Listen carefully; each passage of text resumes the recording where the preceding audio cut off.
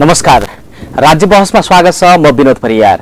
राज्य टेलिभिजन प्रस्तुति हो कार्यक्रम राज्य बहस। हामी समसामयिक राजनीतिक विषयमा समसामयिक विषयवस्तुको बारेमा चर्चा परिचर्चा गर्ने गर्छौं। नेपालको पछिल्लो राजनीतिक अवस्था हेर्ने हो भने कहिले के हुन्छ केही भन्न सकिने अवस्था छैन। झनपछि झन राजनीतिक परिस्थिति बदलिराखेको छ र खास गरेर सत्तासीन नेकपा एमाले भित्रको राजनीतिक विवाद झनपछि झन सकसपूर्ण बन्दै गइराखेको छ। प्रधानमन्त्री केपी शर्मा ओलीले संसद विघटन गरेपछि बिग्रिएको नेपालको राजनीतिक परिस्थिति झन जटिल मोडमा पुगेको विश्लेषकहरू बताउँछन्। अहिले प्रदेश सरकार समेत फेरबदलको परिचर्चा सुरु भइसकेको छ। तत्कालीन नेकपा माओवादी केन्द्रका सांसदहरूलाई माओवादीले कारबाही गरिराखेको छ र यी यावत विषयहरू अहिले आइराखेका छन् र पछिल्लो समय कर्णाली प्रदेशका मुख्यमन्त्री विरुद्धको अविश्वासको प्रस्तावमा नेकपा एमालेका सांसदहरूले फ्लोर क्रस गरेर मुख्यमन्त्री शाहीको पदलाई जोगाइदिएका छन्। यस पछाडि एमाले भित्र थप नयाँ ढङ्गबाट विवाद अझै उत्सर्गमा पुगेको छ। आज हामी नेपालको पछिल्लो राजनीतिक अवस्था र अब मुलुकले निकास पाउने उपाय चाहिँ के हुन सक्लान्, एमाले भित्रको विवाद अब कसरी सल्टिएला लगायतको देशको समसामयिक राजनीतिको परिदृश्यको बारेमा एकजना नेपालका प्रभावशाली नेता, नेकपा एमालेका उपाध्यक्ष तथा नेपालको कम्युनिस्ट आन्दोलनमा एक त्यागी र साधकी नेताको रूपमा पनि परिचित एमालेका उपाध्यक्ष युवराज गेवाली हामीसँग हुनुहुन्छ। गेवालीजी, यहाँलाई स्वागत छ। धन्यवाद। यो पछिल्लो राजनीतिक घटनाक्रम हेर्दाखेरिमा कस्तो लागिरहेछ? तपाईँहरू त राजनीतिलाई अलि लामो समयसम्म हेर्ने, यसको दूरगामी प्रभाव पर्छ भनेर भनिरहनु भएको छ, तर अहिले पछिल्ला घटनाक्रम हेर्ने हो भने त आज भइराखेको जे परिदृश्य छ भोलिसम्म त त्यो फरक देखिरहेको छ। किन यस्तो भइराखेको छ?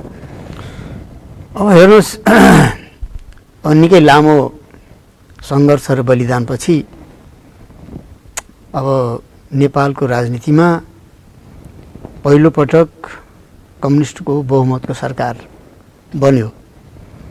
नेपाली जनताले विश्वास गरे कम्युनिस्टहरूले बहुमत ल्याएपछि देशको विकास हुन्छ, प्रगति हुन्छ, समृद्धि हुन्छ, शान्ति कायम हुन्छ, मुलुकमा एउटा राजनीतिक स्थिरता कायम हुन्छ र जनताको अनुहार बदलिन्छ, मुहार परिवर्तन हुन्छ भन्ने एउटा अपेक्षा नेपाली जनतामा थियो। त्यही कारणले गर्दा कम्युनिस्टहरूलाई अत्यधिक मत दिएर झन्डै झन्डै 2/3 बहुमत दिएर सत्तामा पुर्याए।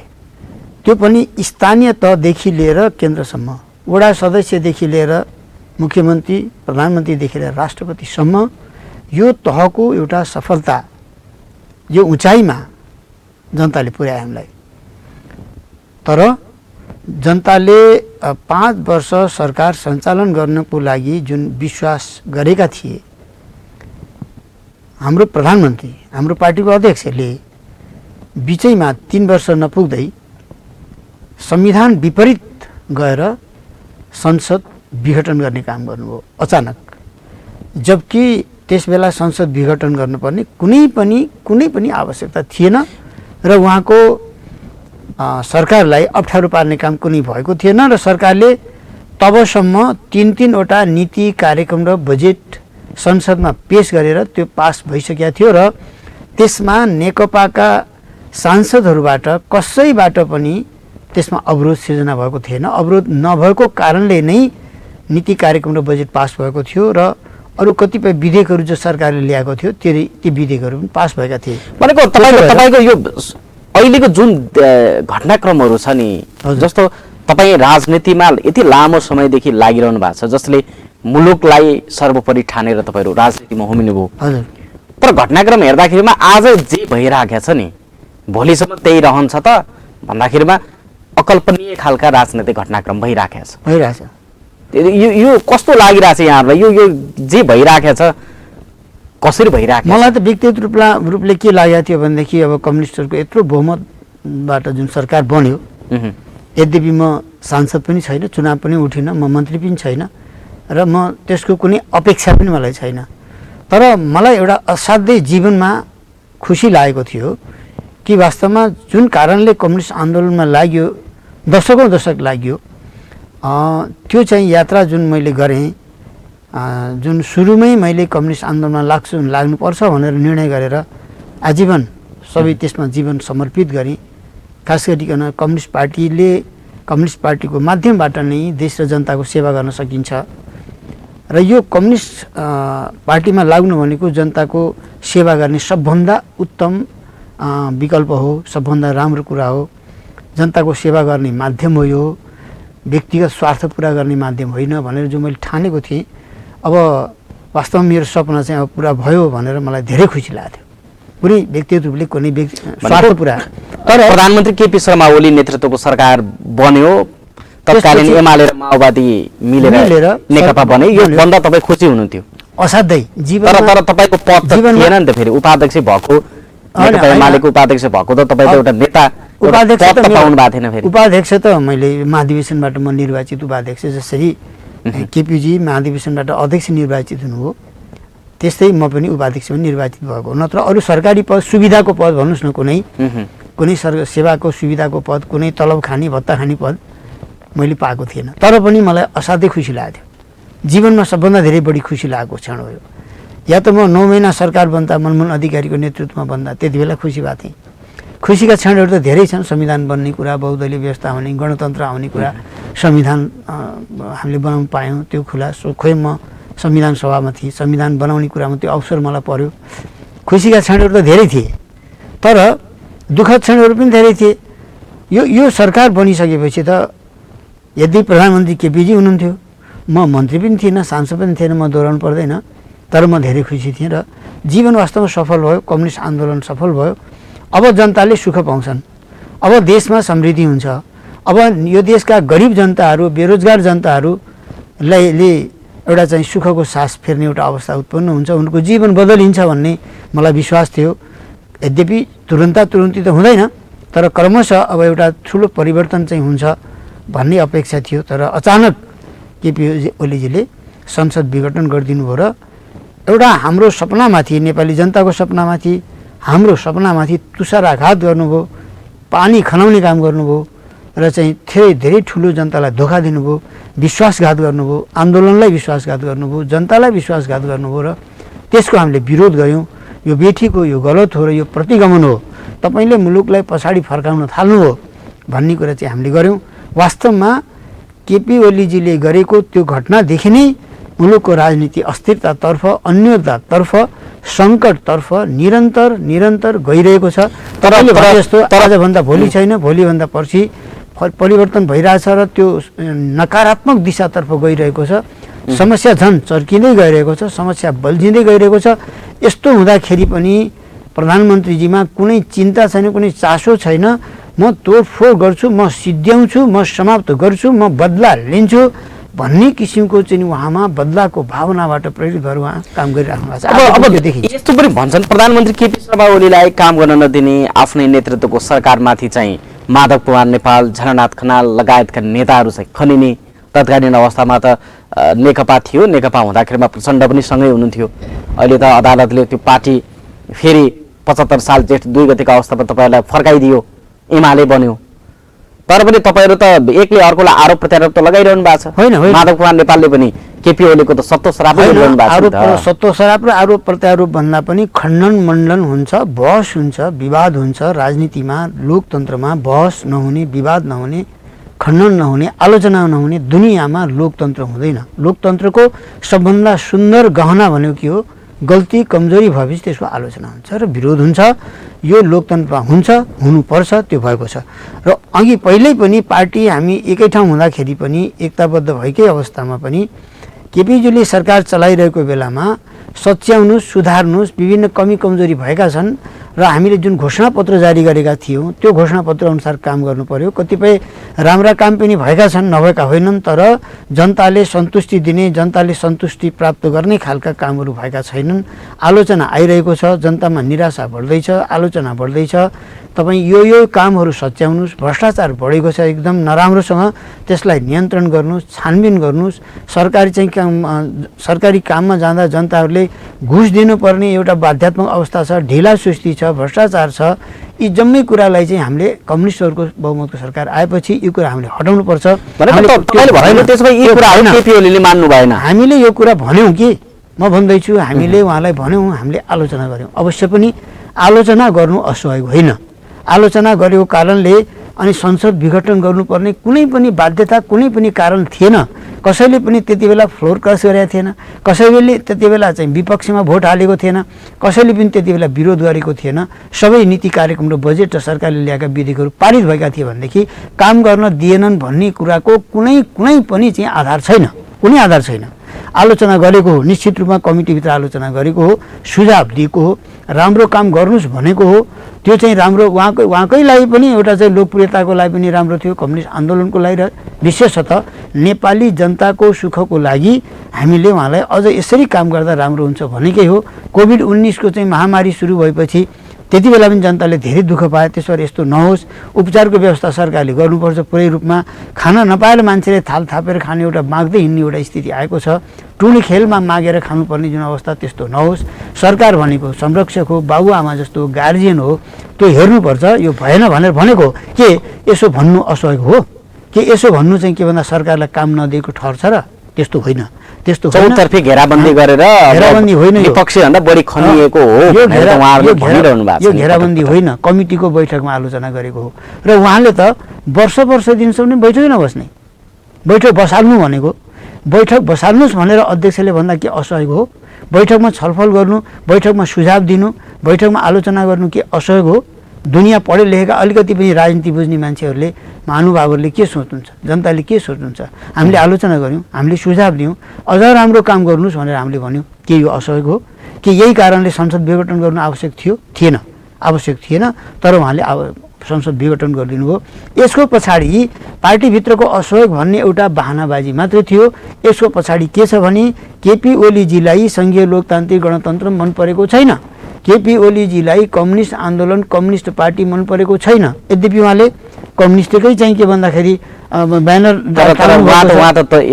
एमालेको त महाधिवेशनबाटै निर्वाचित भएको नेता हो। अवश्य पनि त्यो त हो, प्रतिस्पर्धा भएको हो। उहाँले केही भोट बढी ल्याएर जितेको पनि हो, अवश्य पनि। त्यो पनि जसरी उहाँ जित्नु, हामी पनि जित्या हो। त उहाँले जितेको हो, हामीले मानेको पनि थियौँ। तर चाहिँ उहाँका चाहिँ कतिपय कुराहरूसित हामी असहमत थियौँ। पार्टीको तत्कालीन 9 हाम्रो पार्टीको नेकपा एमालेको महाधिवेशनमा उहाँसित चाहिँ कैयौँ कुरामा हाम्रो मतभेद पनि थियो। तर चुनिएर त उहाँ आउनु हो, निर्वाचित भएर उहाँ आइसकेपछि हामीले उहाँलाई अध्यक्ष मानेकै हो। त्यस्तो असहयोग कहिले पनि गरेको होइन। उहाँलाई चाहिँ राम्रो काम गर्नुहोस्, सच्याउनुहोस्, पार्टीलाई एकताबद्ध बनाएर लैजानुहोस्, देशलाई राम्रोसँग सञ्चालन गर्नुहोस्, तपाईँको पनि इज्जत प्रतिष्ठा बढ्छ, कम्युनिस्ट आन्दोलनको इज्जत प्रतिष्ठा बढ्छ, जनताले सुख पाउँछन्, देश समृद्धिको दिशातर्फ जान्छ भनेर उहाँलाई भनेको हो। यस्तो भन्नु आवश्यक थियो, यसो गरेको। तर उहाँले यसलाई असहयोग ठान्नुभयो र उहाँ बैठकै नबसाल्ने, बैठकमा जाँदै नजाने, उहाँलाई बैठकमा ल्याउन अनेक किसिमको लेखेर हामीले निवेदन दिनुपर्ने, निवेदन दिइसकेपछि पनि उहाँ बैठकमा नआउने, पार्टीको बैठक नचलाउने र प्रचण्ड र म दुईजना मिलेर पार्टी चलाउने हो। हामी चाहिँ के भन्दाखेरि हामी नै हो विधान, हामी नै कानुन हो, हामीले नै चाहिँ दुईवटा मिलेर सरकार चलाउने, हामी दुईवटा मिलेर पार्टी चलाउने, हामीले जे भन्छौँ त्यही हुन्छ। अरू चाहिँ के भन्दाखेरि आज्ञा पालक हुन् भन्ने ढङ्गले एउटा आजको जस्तो लोकतन्त्रमा, कम्युनिस्ट पार्टीमा उहाँ अध्यक्ष के हुनुभएको थियो, उहाँ प्रधानमन्त्री के हुनुभएको थियो, उहाँमा अहङ्कार र दम्भ यस्तो बढ्यो कि उहाँले भन्न थाल्नुभयो, I am the state, I am the party. म नै पार्टी हुँ, म नै चाहिँ के भन्दा सरकार हुँ, म नै कानुन हुँ, मैले जे गरे पनि हुन्छ, मैले कानुन तोडे पनि हुन्छ, मैले कानुन माने पनि हुन्छ, नमाने पनि हुन्छ। प्रधानमन्त्री भनेको चाहिँ स्वेच्छाचारी शासक जस्तो ढङ्गले उहाँले सोच्नुभयो। त्यो गम्भीर भुल थियो, गम्भीर त्रुटि थियो, त्यो बिल्कुल गलत थियो। त्यो हुँदैन है, यो ठिक बिठिक हो भने हामीले भनेकै हो। अब यसो भन्नु सहयोग होइन। अब गेवाली छेउ, अब तपाईँ प्रष्ट वक्ता पनि हो। अहिले चाहिँ कर्णाली प्रदेशमा एमालेका 4 जना सांसदहरूले फ्लोर क्रस गरेर माओवादी केन्द्रका महेन्द्र बहादुर साई जो मुख्यमन्त्री हुनुहुन्छ उहाँको पद जोगाइदिनु भयो। यो घटनापछि के देखियो भन्दा खास गरेर संसदीय राजनीतिमा चाहिँ दलीय व्हिपलाई नमान्ने यो अपराध हो भनेर अब लुम्बिनी प्रदेशकै मुख्यमन्त्री जो केपी ओलीको निकट मानिनुहुन्छ उहाँले पनि त्यो टिप्पणी गर्नुभएको छ। अब चाहिँ एमालेमा किन बस्ने माधव कुमार नेपालहरू, उहाँलाई त कारबाही गर्नुपर्छ भन्ने खालका कुराहरू आएर ती नेताहरूलाई त कारबाही पनि उहाँहरूले गरिसक्नु भएको छ। अब यो भनेको के पार्टी अब औपचारिक रूपमा फुटतर्फ होइन, गएको? उहाँ चाहिँ के छ भन्नुहुन्छ भने मैले फेरि पनि कहाँबाट दोहोऱ्याउन चाहन्छु भन्दाखेरि सम्झाउन चाहन्छु भने जम्मै कुरा श्रृङ्खलाबद्ध ढङ्गले आइरहेछ। त्यो भनेको के हो भने संसदको विघटन, संविधानलाई मिचेर कुल्छेर, संविधानमा कुनै व्यवस्था त्यस्तो छैन, उहाँले संसद विघटन गर्नुभयो। त्यो ठुलो अपराध थियो, त्यो यति ठुलो अपराध थियो कि अक्षम्य अपराध थियो। यद्यपि संसद पुनर्स्थापना गरिदियो सर्वोच्च अदालतले, होइन भने उहाँले चाहिँ मुलुकलाई चाहिँ अन्धकारतर्फ एउटा चाहिँ धकेल्न खोज्नु भएको। अब संसद आइसकेपछि संसद राम्रोसँग चल्छ, अब अगाडि जान्छ भन्ने थियो। अब त्यसपछि फेरि सर्वोच्चले अर्को निर्णय गरिदियो कि अब पार्टी दुईवटा बनाइदियो, जोडिएको पार्टीलाई फुटाइदियो र जोडिएको हामी नेकपा एमाले र नेकपा माओवादी अब चाहिँ विगत भयो, अब त्यो छैन र अब नेपाल कम्युनिस्ट पार्टी हामी सबै नेकपाका चाहिँ नेता कार्यकर्ता भयौँ भनेर हामीले भनेका थियौँ। स्वयं प्रधानमन्त्री केपी ओली प्रचण्डजी सबैले अब हामी चाहिँ के भन्दाखेरि एमाले छैन र माओवादी पनि छैन, अब त्यो पुल हामीले भत्काएर आएका छौँ, फर्किने ठाउँ छैन भनेर दुवैजनाले भन्नुभएको थियो। स्वयं केपी ओलीजीले भन्नुभएको थियो। केपी ओलीजीले अब हामी दुईवटा अध्यक्ष हुने प्रचण्डजीमा भनेर उहाँले सुनाउनु भयो केन्द्रीय कमिटीमा, र उहाँले भन्नुभयो कि हामी चाहिँ के भन्दाखेरि टेम्पो ड्राइभर होइन, हामी त चाहिँ के भन्दा जेट प्लेनका दुईवटा ड्राइभर हौँ। हामी जे अब त्यो त विगतको कुरा, अहिले त्यस्तो भनेको प्रणालीको कारणले पार्टी फुटेको हो त भन्ने कुरा आछ कि त्यसो प्रणाली नै सिद्धाउन खोज्नु। मैले के भन्नु खोजेको भने उहाँले प्रणाली नै सिद्धाउन खोज्नुभयो, सिस्टम नै भत्काउन खोज्नुभयो र संसदको पुनर्स्थापना भएपछि पनि उहाँले जुन उद्देश्य थियो, उहाँको जुन मिसन थियो उहाँको, त्यो पुरा भएको थिएन। संसदको पुनर्स्थापना भएपछि उहाँ अत्यन्त असन्तुष्ट हुनुहुन्थ्यो। उहाँले त्यो धेरै व्यक्त पनि गर्दै आउनु भएको छ। त्यो असन्तुष्टि उहाँले कसरी त्यसलाई व्यवहारमा चाहिँ कार्यान्वयन गर्ने, होइन कसरी उहाँको आफ्नो उद्देश्य पुरा गर्ने भनेर उहाँले संसदको पुनर्स्थापनापछि पनि लगातार के भन्दै आउनु भएको छ भनेदेखि फेरि पनि संसद विघटन गर्छु भन्ने भन्दै आउनु भएको छ पटक पटक। र उहाँले एकपछि अर्को गर्दै यो सिस्टमलाई भत्काउनको लागि उहाँ जोडतोडले लागिराख्नु भएको छ र यो ढङ्गले हुन्छ त्यो ढङ्गले हुन्छ भनेर लागिरहेको कारणले गर्दा र यसलाई हामीले प्रतिगमन भनेका छौँ। र यो उहाँको प्रतिगामी कदम, प्रतिगामी चरित्र, प्रतिगामी क्रियाकलापको विरुद्ध हामीले अब लोकतन्त्र जोगाउनु पर्ने, लोकतान्त्रिक परिपाटीलाई जोगाउनु पर्ने र कम्युनिस्ट आन्दोलन जोगाउनु पर्ने। उहाँले लोकतन्त्र खत्तम गर्ने र कम्युनिस्ट आन्दोलनलाई खत्तम गर्न खोजेको चाहेको हुनाले, त्यो दिशातर्फ उन्मुख भएको हुनाले हामी अहिले चाहिँ कुन टुङ्गोमा निष्कर्षमा पुगेका छौँ भनेदेखि अब यो देशका सबै लोकतन्त्रवादी शक्तिहरू, यो देशका सबै वामपन्थी शक्तिहरू, देशभक्तहरू सबै एकजुट हुनुपर्छ, एकताबद्ध हुनुपर्छ। अब राष्ट्र पनि खतरामा छ, मुलुकमा भयङ्कर अस्थिरता अहिले सिर्जना भएको छ। त्यसको मुख्य कारण प्रधानमन्त्री नै हो। त त्यसो भएको हुनाले चाहिँ उहाँबाट नै खतरा छ अहिले यस बेला। मैले चाहिँ प्रणालीको त्यो जोगाउनको लागि म भन्दैथेँ, त्यो जोगाउन बचाउनको लागि अब हामी काङ्ग्रेस, माओवादी, अर्को पार्टी, अरू पार्टी, हामी सबै खास गरिकन लोकतन्त्रवादी पार्टीहरू, वामपन्थी पार्टीहरू हामी एकताबद्ध भएर जाने र प्रतिगमनकारी शक्तिलाई पराजित गर्ने भनेको केपी ओलीलाई चाहिँ परास्त गर्ने तपाईहरुको रणनीति अनुसार केपी ओलीजीको प्रतिगमनकारी प्रणालीमा त्यसरी बुझौं। केपी ओलीजीको प्रतिगामी क्रियाकलाप र गतिविधिको विरुद्ध हामी सम्पूर्ण देशभक्त लोकतान्त्रिक र वामपन्थी शक्तिहरू एकताबद्ध हुने नयाँ अवस्था सिर्जना भएको छ। अब मुलुकको लोकतन्त्रलाई यस बेला भविष्यमा के हुन्छ त्यो त्यति बेला नै गरौँला, तर आजको मितिमा अहिलेको अवस्थामा केपी ओलीजीबाट नै मुलुकको लोकतन्त्र खतरामा छ, वामपन्थी आन्दोलन खतरामा छ र मुलुकको राष्ट्रियता समेत खतरामा छ। त्यो जोगाउनको लागि म के भन्न चाहन्छु भने सम्पूर्ण देशभक्त नेपालीहरू, लोकतन्त्र प्रेमी, गणतन्त्र प्रेमी नेपालीहरू र वामपन्थी शक्तिहरू सबै हामी एकताबद्ध भएर जानुपर्छ। सबै ठाउँमा, एक ठाउँ मात्रै होइन, सम्पूर्ण क्षेत्रमा, सम्पूर्ण सङ्घ संस्थामा, संसदमा, सरकारमा, जम्मै ठाउँमा हामी एकताबद्ध हुनुपर्छ र यो प्रतिगामी क्रियाकलापलाई रोक्नुपर्छ, बन्द गर्नुपर्छ र लोकतन्त्रलाई, यो संविधानलाई उहाँले अझै पनि संविधानलाई कमजोर पार्ने चाहिँ खेल खेलिराख्नु भएको छ। यो देशलाई कमजोर पार्ने खेल खेलिराख्नु भएको छ। यो बुझ्नुहोस्, धेरै घटनाक्रमले यो पुष्टि हुन्छ। अहिले त्यता जान चाहन्न, धेरै घटना छन्। भनेपछि कर्णालीको जस्तै अवस्था चाहिँ लुम्बिनी प्रदेश वा अन्य प्रदेशहरूमा सरकार गठनको सन्दर्भमा एमालेका खास गरेर माधव कुमार नेपाल र झलनाथ खनाल पक्षीय भनेर भनिएको छ।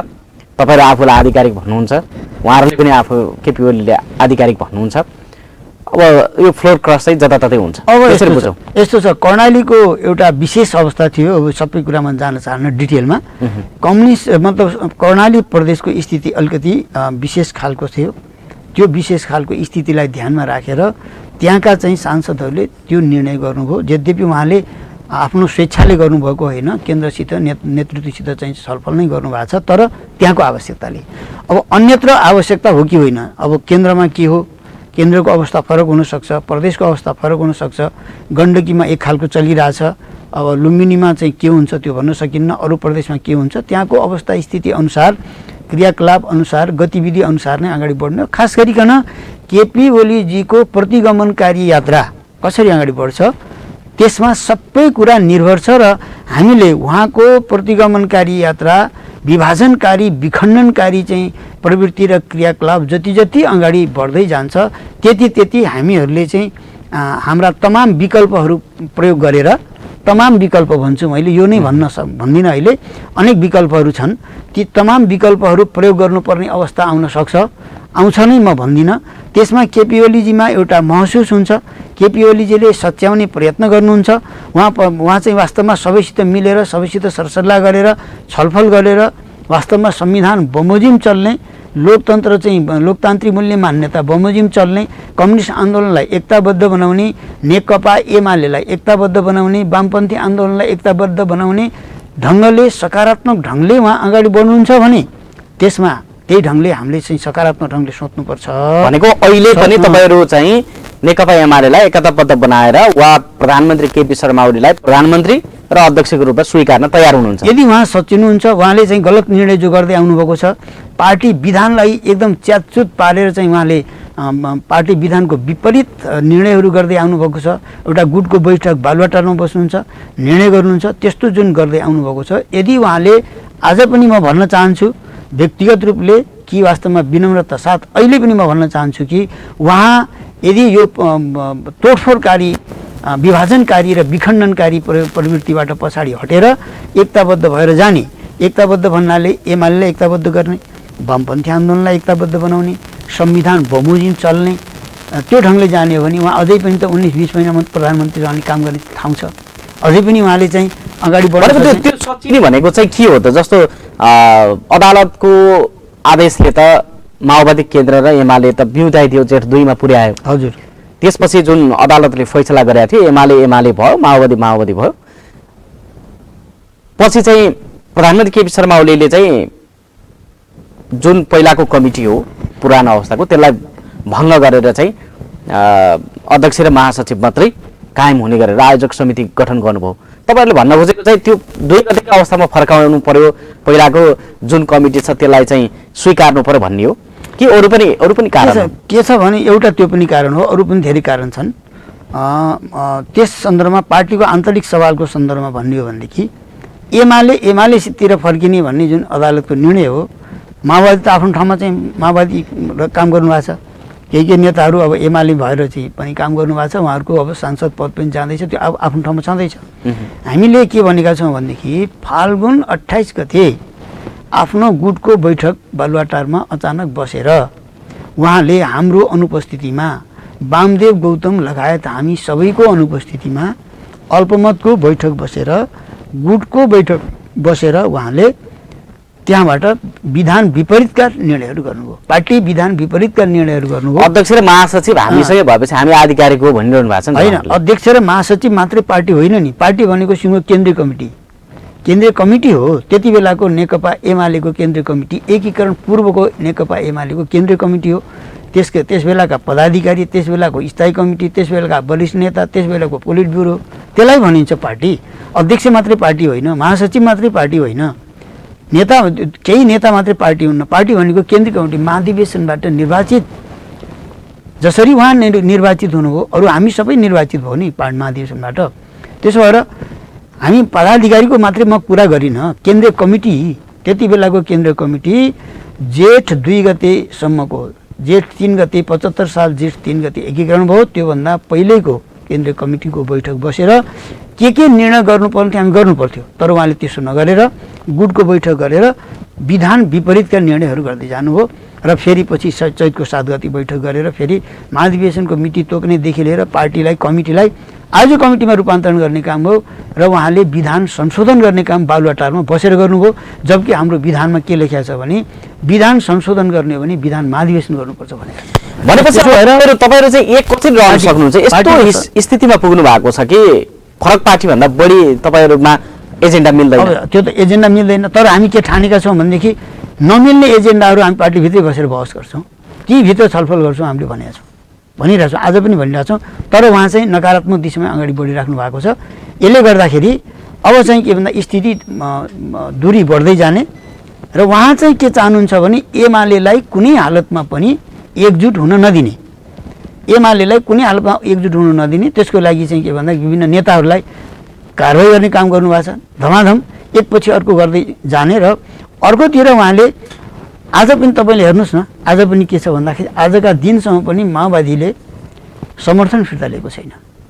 आजका दिनसम्म पनि हाम्रा सांसदहरू, हाम्रो पक्षका जति पनि सांसदहरू मान्यहरू हुनुहुन्छ, उहाँहरू कसैले पनि व्हिप उल्लङ्घन गरेर अनुशासन उल्लङ्घन गरेर हिँड्नु भएको छैन। संसदीय दल एउटै छ, संसदीय दलको नेता केपी ओलीजी नै हुन्छ। उहाँले यदि सकारात्मक ढङ्गले सोच्ने हो भने आज पनि त्यो कम्युनिस्ट पार्टी दुईजना, अब पार्टी त दुईवटा भयो, तर वामपन्थी पार्टीको सरकार आज पनि चल्न सक्छ।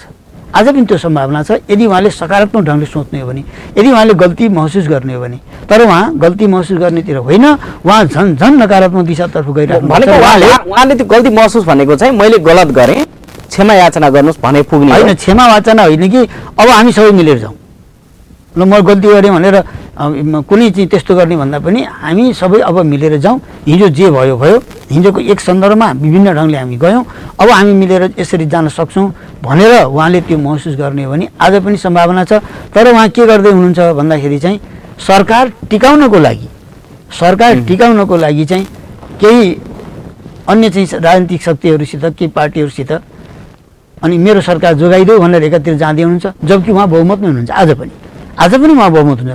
आफूले प्राप्त गरेको चिज जोगाउन नसक्ने, आफूले प्राप्त गरेका साथीहरू, ती साथीहरू जो आफूसित एउटै पार्टीमा छन् या एउटै पार्टीमा एउटै दलमा छन्, तिनीहरूसित छलफल गरेर काम गर्न नसक्ने, अगाडि बढ्न नसक्ने, तिनीहरूसित एकताबद्ध हुन नसक्ने, तर चाहिँ के भन्दाखेरि फेरि अरूसित चाहिँ मिलेर जाउँ भन्दै अनि त्यसपछि जसरी पनि अहिले तत्कालै चाहिँ चुनावमा जानुपर्छ आदि इत्यादि तमाम किसिमका उहाँका चाहिँ क्रियाकलापहरू अगाडि बढिरहेछन्। जबकि समय अझै पनि बाँकी छ। अब बहुमतलाई समाप्त गरेर भने बहुमतलाई जानी सिद्ध्याउने, बहुमतलाई योजनाबद्ध रूपमा सिद्ध्याउने उहाँले नै, अनि त्यसपछि फेरि सरकार जोगाइदेऊ भनेर फेरि अरूसित चाहिँ के भन्दा घाँटी। तर फेरि माओवादी केन्द्रको समर्थनमा बनेको सरकार, अब माधव कुमार नेपाल लगायतका तपाईँहरू नेताहरू विरोधमा हुनुहुन्छ, प्रधानमन्त्रीलाई हटाउनु पर्यो, उहाँ प्रतिगामी कदम चाल्नुभयो भनेर भन्दै हुनुहुन्छ। तर सरकारबाट हटाउने त्यो खालको ल्याकअप त फेरि राख्न सकिएन नि त, तपाईँहरूले त्यो सक्नु भएन। अहिले त हामी संसदमा एकै ठाउँ छौँ नि, संसद दल हाम्रो एउटै छ नि। तर माओवादी केन्द्रले समर्थन फिर्ता लिने हिम्मत त गरिराखेको छैन। उसले यो फिर्ता नलिनुको पनि त राजनीतिक कारण छ नि। संसदको समर्थन फिर्ता नलिनु उहाँले त उहाँका त धेरै खतरनाक योजनाहरू छन्, त्यो थाहा पाएर नगरेको भनेको के गर्न खोज्दै हुनुहुन्छ उहाँ अनेक गर्न खोज्दै हुनुहुन्छ। त्यो अनेक उहाँले यो चाहिँ तपाईँको यो संविधानलाई एकदमै भताभुङ्ग पार्न खोज्नु भएको छ कि लोकतन्त्र भताभुङ्ग पार्न खोज्नु भएको छ। उहाँको यति अहिलेसम्मको उहाँको क्रियाकलापबाट जम्मै बुझ्न सकिन्छ नि, सबै थाहा भइसक्यो नि। उहाँ कम्युनिस्ट आन्दोलनलाई तोडफोड गर्न चाहनुहुन्छ। एमाले माओवादी बनाइदियो नि अदालतले, उहाँ यति खुसी हुनुभयो पार्टी फुटेकोमा। उहाँ आफू प्रधानमन्त्री बन्नको लागि पार्टी जुटाउँछु भनेर भन्नुभयो। त्यो त उहाँ प्रधानमन्त्री बन्नको लागि मात्रै गरेर रहेछ, आफ्नो स्वार्थको लागि भन्ने प्रष्ट प्रमाणित भयो। अनि अब प्रधानमन्त्री बनिसक्नुभयो, त्यसपछि चाहिँ के भन्दाखेरि प्रधानमन्त्री बनेर यहाँसम्म आइसकेपछि अनि पार्टी फुटेकोमा उहाँ देशभरि खुसियाली मनाउनुहुन्छ र एमालेलाई पनि उहाँ फुटाउन चाहनुहुन्छ र हामीलाई के भन्नुभएको छ भने छोडेर जाऊ भन्नुहुन्छ। उहाँले त के भन्नुपर्ने भने उहाँ अध्यक्ष हुनुहुन्छ, अहिले पनि हामीले अध्यक्ष नयाँ बनाएको छैनौँ कसैलाई, अध्यक्ष उहाँ नै हुनुहुन्छ। उहाँले त भन्नु पर्थ्यो ल अब कसरी जाउँ, मिलेर कसरी जाउँ भनेर पो सरसल्लाह गर्नुपर्नेमा होइन छुटेर अर्को पार्टी बनाऊ तिम्रो भन्दै हुनुहुन्छ।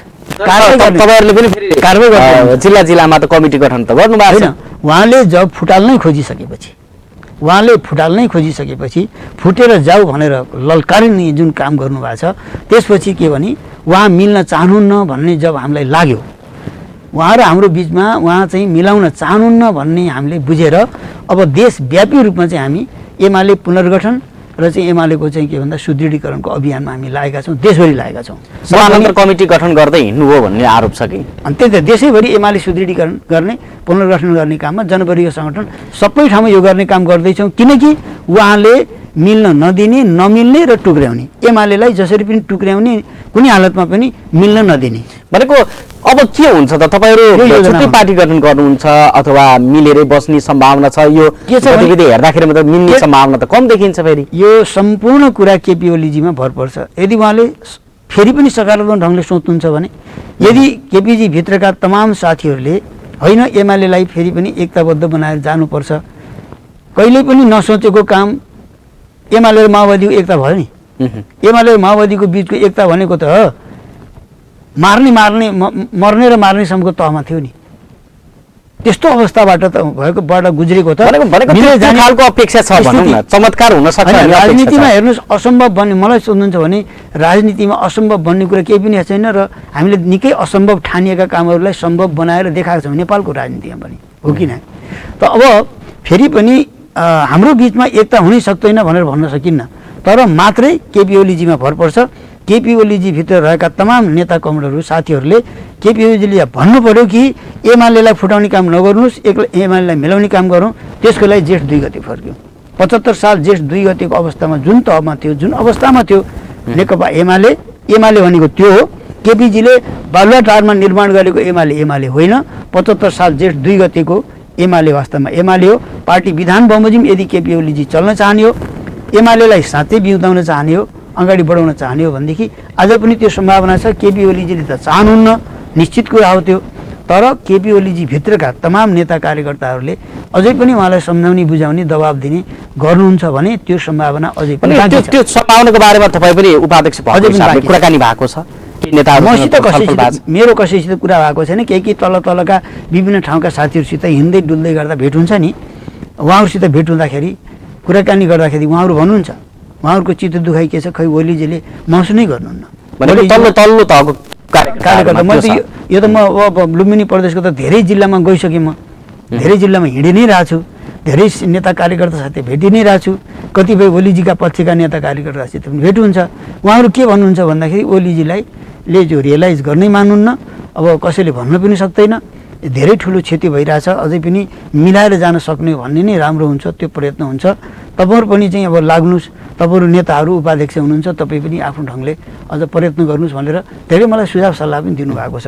एकदम उहाँहरूको चिन्ता छ धेरै, हेर्नुहोस्। तर चिन्ता छैन, केपी ओलीजी भित्रका तमाम साथीहरूलाई धेरै चिन्ता छ, तर केपी ओलीजीलाई चिन्ता छैन। विचित्र कुरा के छैन, उहाँलाई कुनै चिन्ता छैन, कुनै चासो छैन, कुनै मतलब छैन एकताबद्ध भएर जाने कुरामा। जस्तो यसको पछाडि प्रधानमन्त्रीले जुन खालको कदमहरू चाल्नु भएको छ, यसको पछाडि चाहिँ उहाँको मात्रै एकल प्रयास होला कि अथवा कुनै त्यस्तो शक्ति उहाँको पर्दा पछाडि पनि छ? यसका कारणले चाहिँ उहाँले यी निर्णयहरू सहज ढङ्गले गर्दै ठिकै तपाईँले प्रश्न गर्नुभयो। वास्तवमा के छ भने पहिलो नम्बर कुरा चाहिँ के हो त भन्दा केपी ओलीजी भित्र भएको चिन्तन र दृष्टिकोणको समस्या नै सबभन्दा मूल समस्या हो।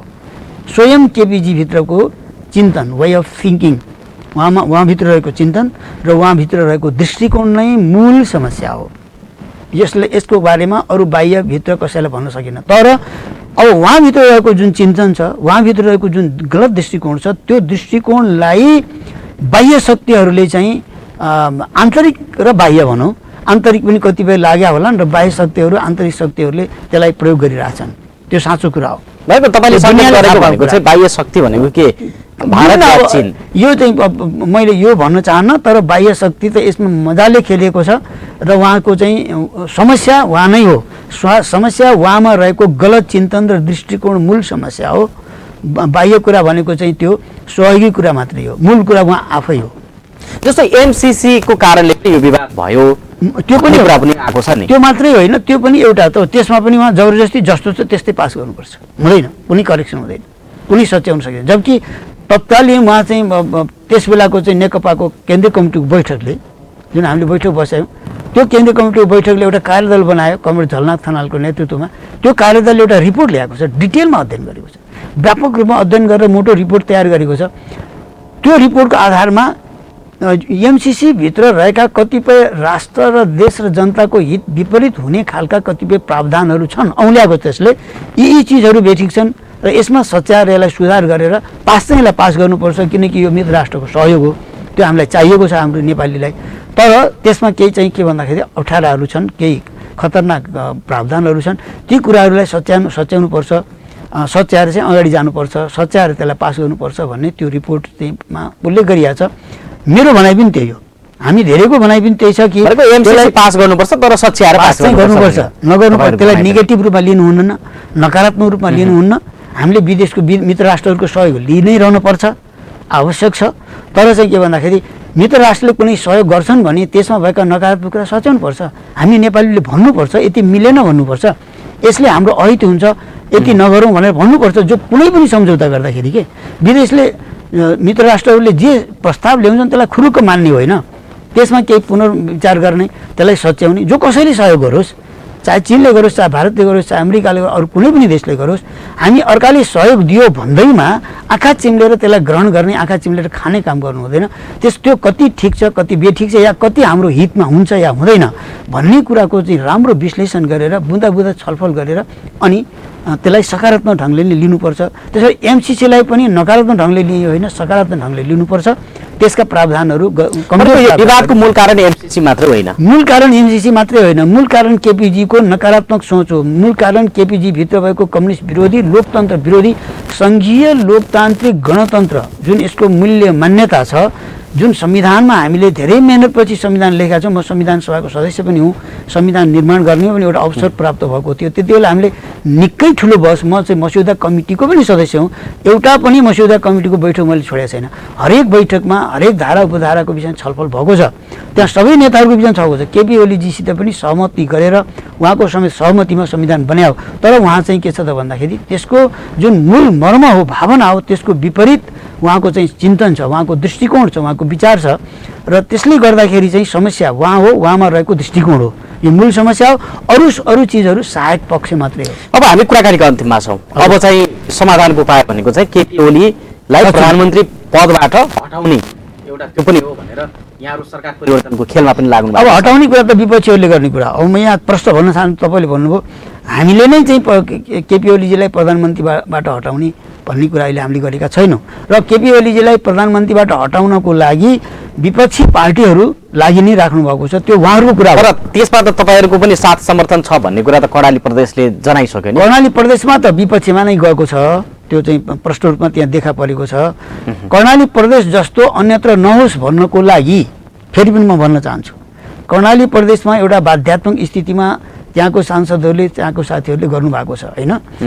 त्यस्तो अवस्था देशभरि अन्यत्र नआओस् भन्नुको लागि सोच्नुपर्छ केपी ओलीजी नै, उहाँ नै हो सोच्नुपर्ने। उहाँ अहिले पनि नेकपा एमालेको अध्यक्ष हो, उहाँ अहिले पनि प्रधानमन्त्री हो, संसदीय दलको, हाम्रो संसदीय दलको नेता हो।